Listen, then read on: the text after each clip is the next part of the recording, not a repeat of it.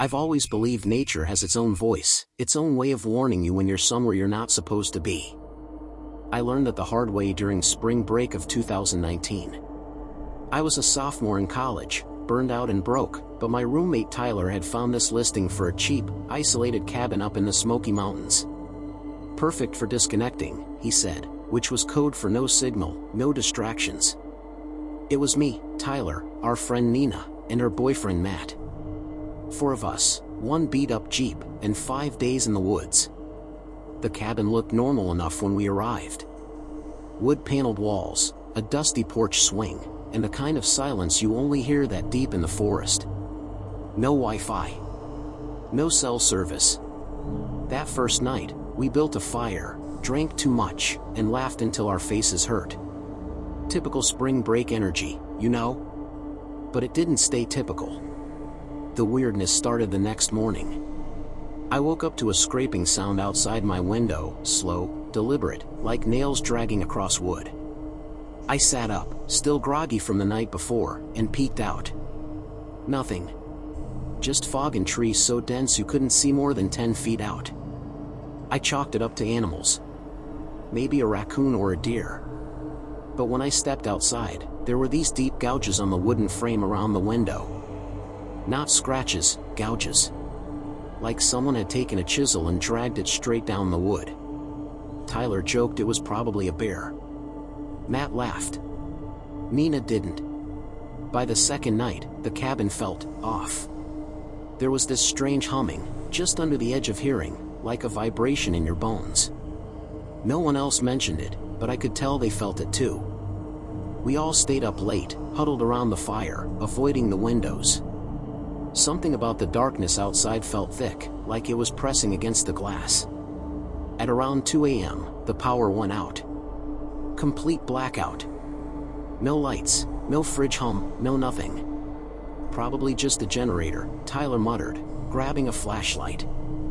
He and Matt went to check it out while Nina and I stayed inside. That's when the knocking started.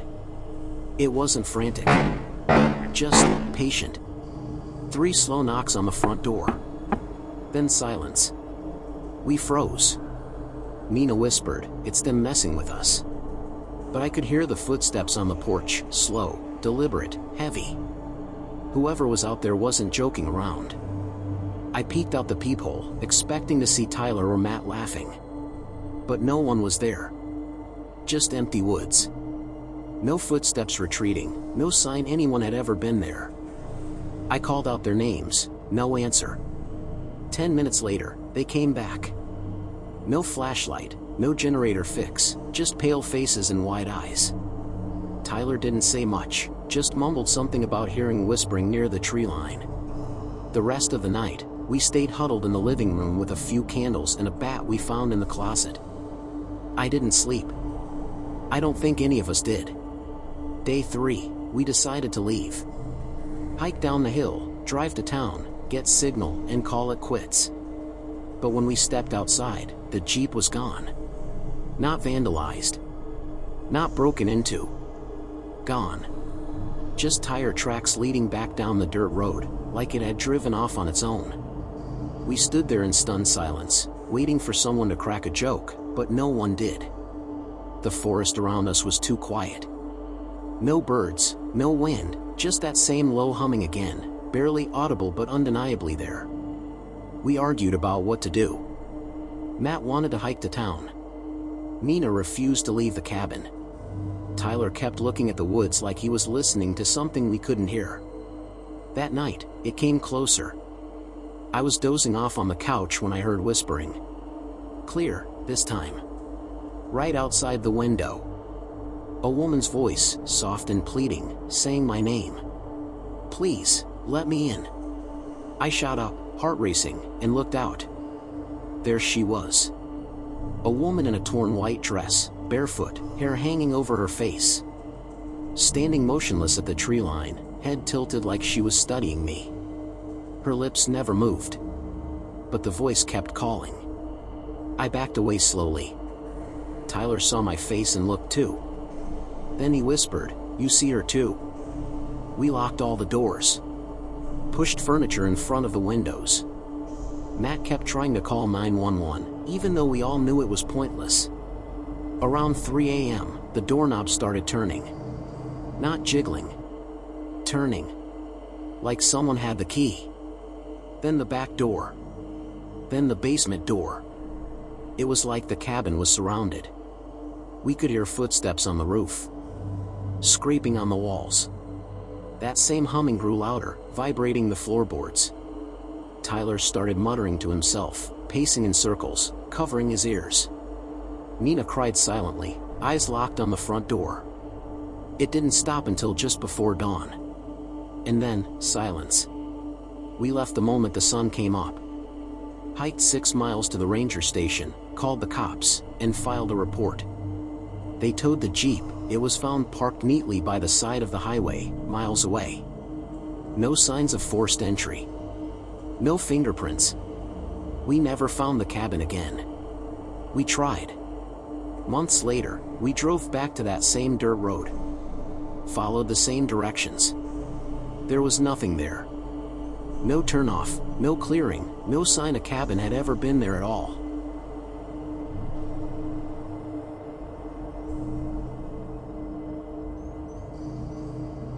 If I had stayed on the main strip that night, none of this would have happened. It was spring break 2017. My friend group had rented an Airbnb just a few blocks from Clearwater Beach. The plan was classic: sun during the day, drinks at night, repeat until broke. But one night, after everyone else passed out drunk or paired off, I went for a walk. I couldn't sleep, too much noise in my head. You ever get that feeling that something's off, and you can't explain why? It started with the laughter. Faint, echoey, like a kid giggling inside a tunnel. I was walking past this empty stone drain at the end of a side street, not the metal grate kind, but a wide, circular pipe sunk into the sand dunes. It caught my attention because the laugh didn't belong. Too soft, too far away, but too clear. I froze and looked around. The street was dead. Just yellow-orange streetlights and palm trees shifting in the breeze. Then I heard it again. Closer this time. Curiosity beat common sense. I stepped toward the drain and crouched down. Inside, I saw nothing. Just darkness. But it felt wrong, like the black inside wasn't just an absence of light, it was thick. Tangible. Then I saw movement. A girl, maybe 10 or 11, way down the tunnel. Standing still. Long dark hair, pale face, no shoes. I blinked, and she was gone. I stumbled back, heart thumping, suddenly ice cold in the muggy Florida night. I told myself I imagined it, maybe a homeless kid, or maybe just shadows playing tricks. But I didn't go back to the house right away. I sat on a bench nearby, trying to calm down. That's when my phone buzzed. One new photo. I hadn't taken any. I opened it and nearly dropped the phone. It was a blurry, low-light photo of me, taken from behind. I was crouched down, looking into the drain. I spun around, searching the area. No one. No footsteps. Just wind and waves in the distance. I ran back to the house. The next morning, I tried to laugh it off. Told my friends someone must have been messing with me. But when I checked my camera roll again, the photo was gone. Not in deleted files, not in backups, just wiped like it had never existed. I didn't mention the girl in the drain. I figured if I said it out loud, it would make it more real.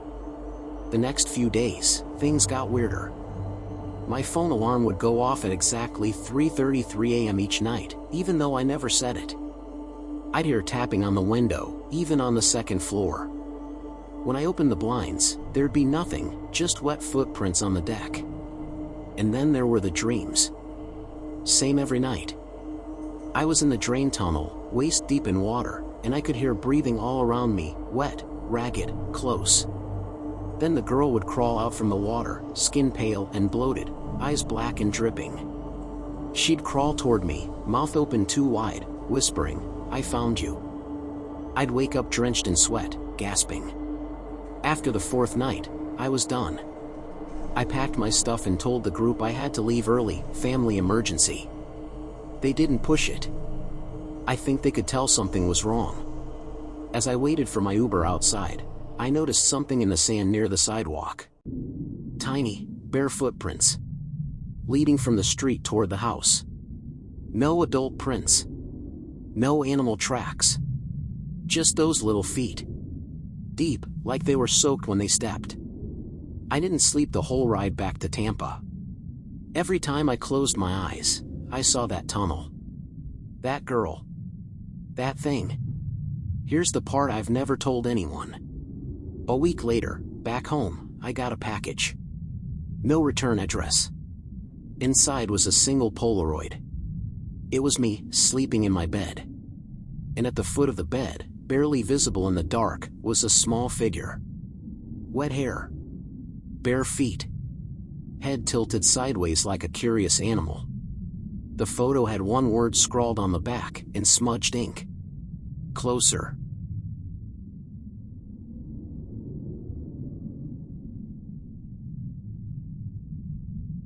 There's something about the desert that plays tricks on you. The heat bends the air, the silence rings in your ears. And sometimes, if you're out there long enough, it starts whispering back. It was spring break 2021, and my friends and I were on a road trip from Tucson to Vegas.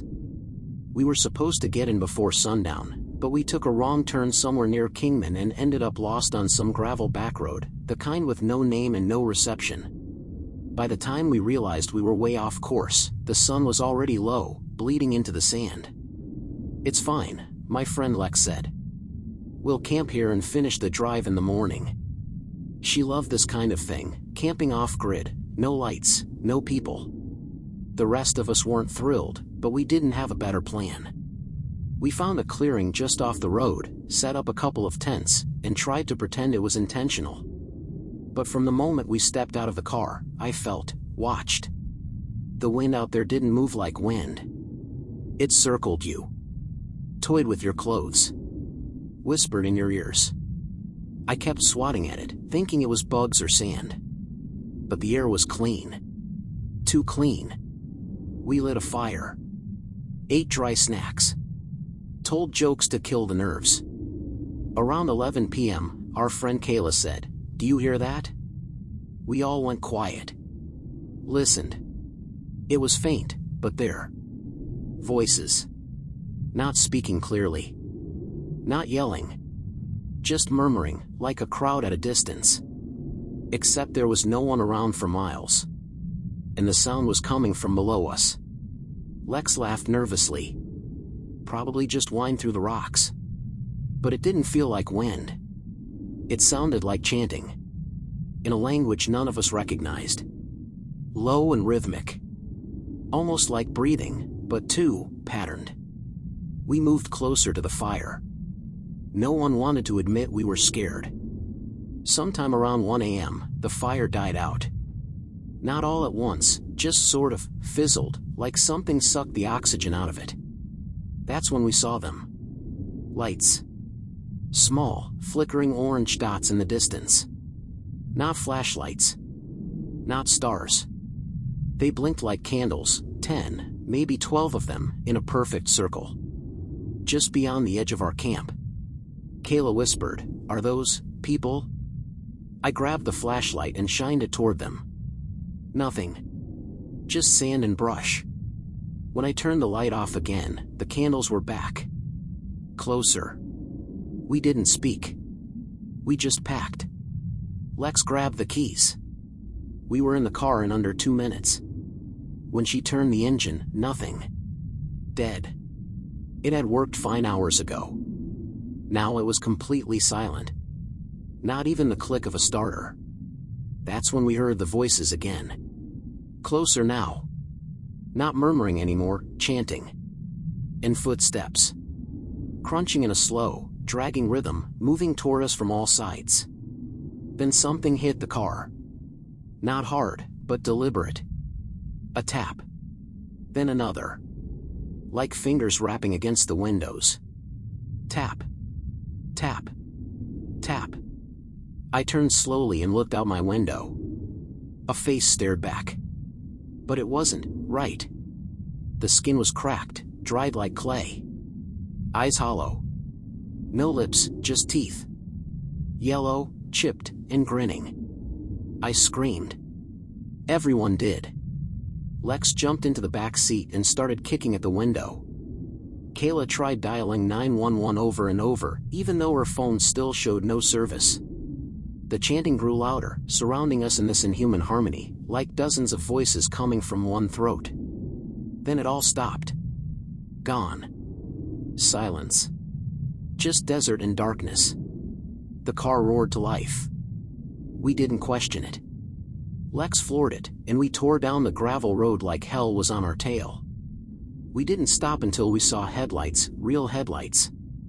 A gas station, just outside the edge of Vegas. The clerk asked if we were okay.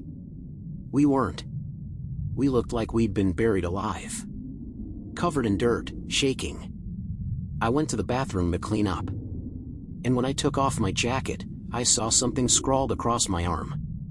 I swear to you, it hadn't been there before. It was written in something reddish-brown, flaky, and crusted. Not ink. A single word, in jagged symbols I didn't recognize. Stay. We reported it to local authorities, but they chalked it up to stress, dehydration, maybe a bad edible. But all four of us remember it the same. The fire that died without smoke. The lights that weren't there. The voices beneath the earth. And that face. That dry, crumbling, smiling face.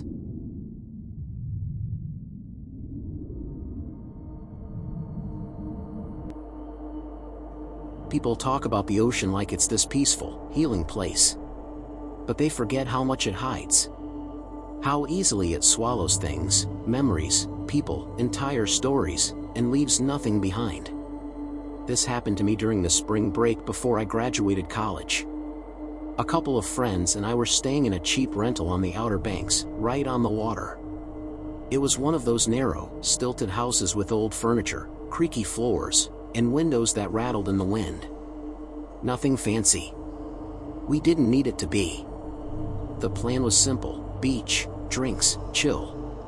But on the second day, we met these two guys at a bar in town. Locals, supposedly. One of them, Eli, was tall, tan, and soft-spoken. The other, Mason, was more intense. Jittery. Eyes always moving. They offered to take us out on a boat the next day. Said they knew the barrier islands better than anyone. Said we'd see wild horses. Hidden coves.